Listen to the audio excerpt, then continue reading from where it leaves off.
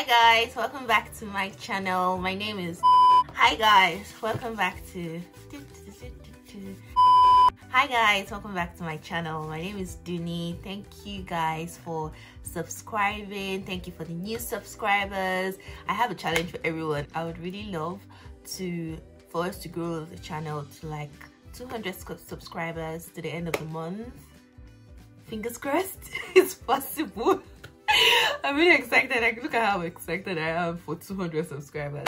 Well, I really appreciate your love and support. Having said that, please don't forget to like and subscribe, and also share with your friends, your enemies, your whatnot and whatnot. Share with everybody. Basically, thank you guys.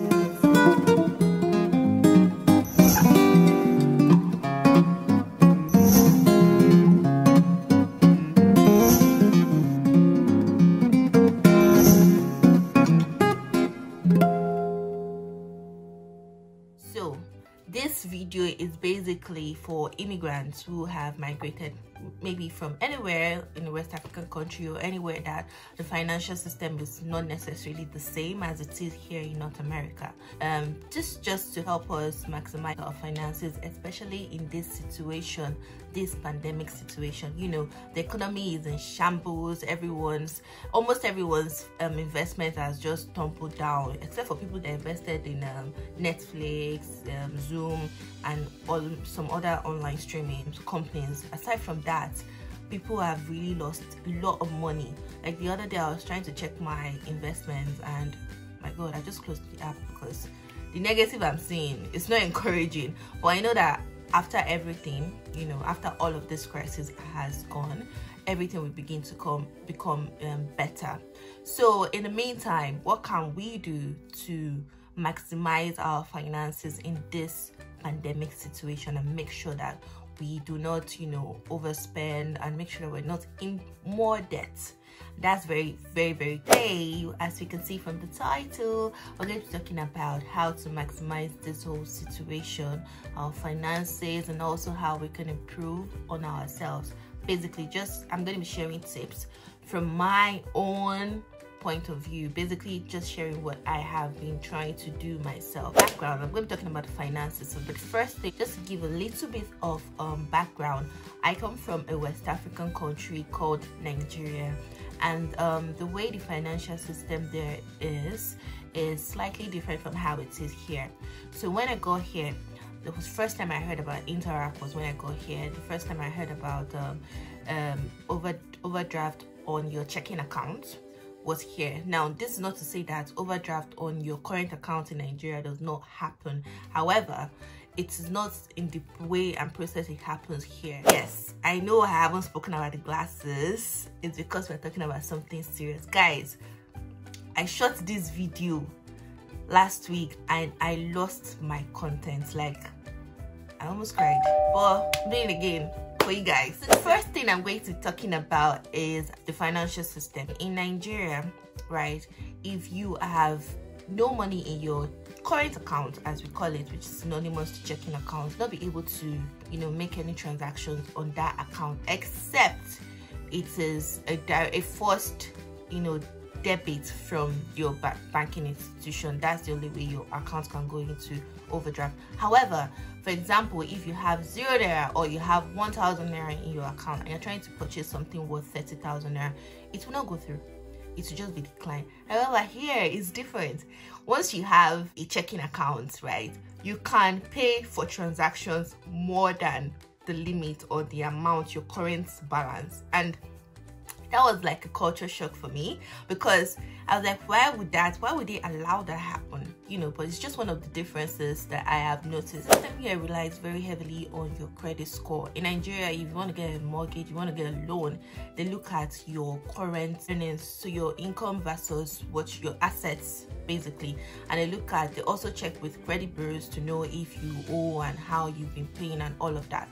But here, they rely very heavily on your credit score. So if you're new here to Canada, you're wondering how to improve your credit score, you're wondering what to do in this situation. Now, the first thing I would advise you to do is do not spend more than what you earn. Key. Do not spend more than what you earn. Now, the reason why I laid emphasis on that is because the way the credit works. Now, when I got here, I didn't know.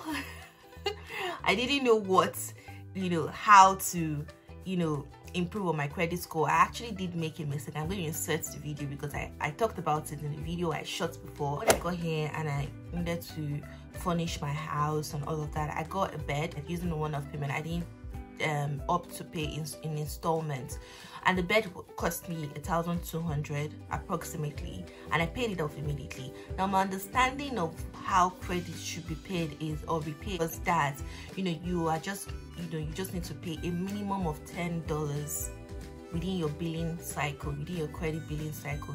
Normally the credit billing cycle lasts for about it depends, I think 23 days.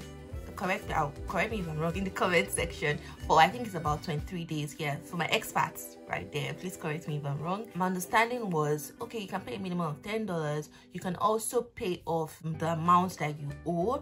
You don't necessarily have to pay off everything.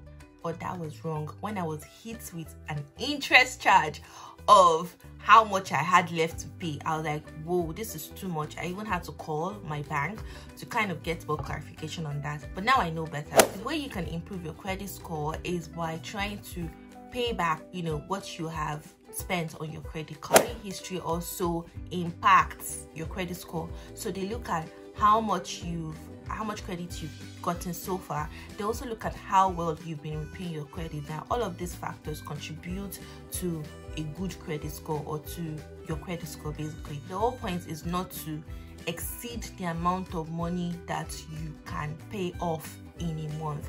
So right now, I think we need to look at our needs versus our wants. What do you actually want, and what do you need?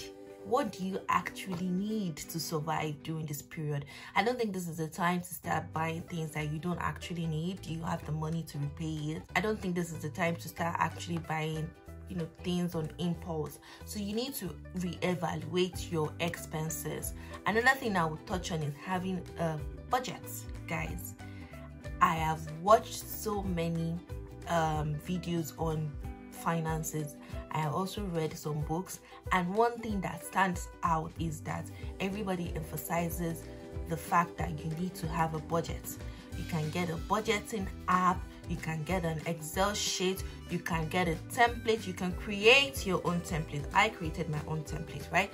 And I use that to track my expenses. Every month I am checking how much I am going to spend.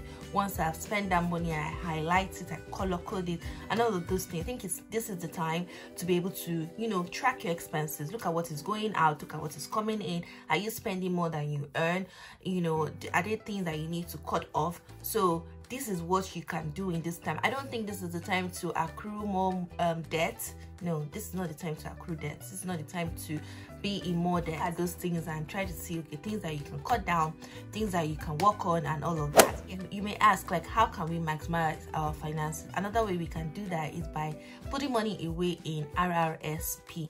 RRSP is a registered retirement savings plan. Now, this is what most people here use. Now, it is tax-free. So for example, if you get an income of $1,000, right, and you decide to contribute 50% of your income into RRSP, $500 goes into your RRSP without being taxed.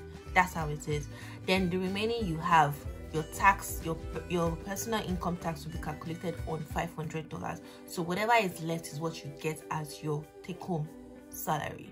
So RRSP is another way to invest and save your money. If you put your money in RRSP, they can further invest it for you in different investment portfolio, and you can earn money through that means as well. So I think this is the best time to invest. Yes, the market is tumbling and all of that, but I can assure you that once everything is back and back and better, your money would increase by more than 100%. Yeah. So another thing you can also do to save money is to use a tax-free savings account. Now, this is also, as it implies, the name implies, tax-free savings account. It's similar to RRSP, but I don't think it has the investment bits to it. So you can use that account to save money without being taxed on it. You can use those means to save aggressively as much as you can. Save, and save, guys. I don't think this is the time to spend more money. I don't think this is the time to, you know, continue spending money the way you have been. I think this is the time to, you know, be frugal, very frugal if you can. The next point is trying to improve yourself, self-development in this period. I think this time that we have right now as a result of this pandemic is a time that we would never get back. You know, I think it's time to reevaluate our priorities and see what we need to do. You know, are there skills that you need to improve on? Now, this is not disputing the fact that this situation has brought some negative impacts to us, like, you know, staying in the house alone can be really depressing, especially if you're living in the house alone and you're not with someone.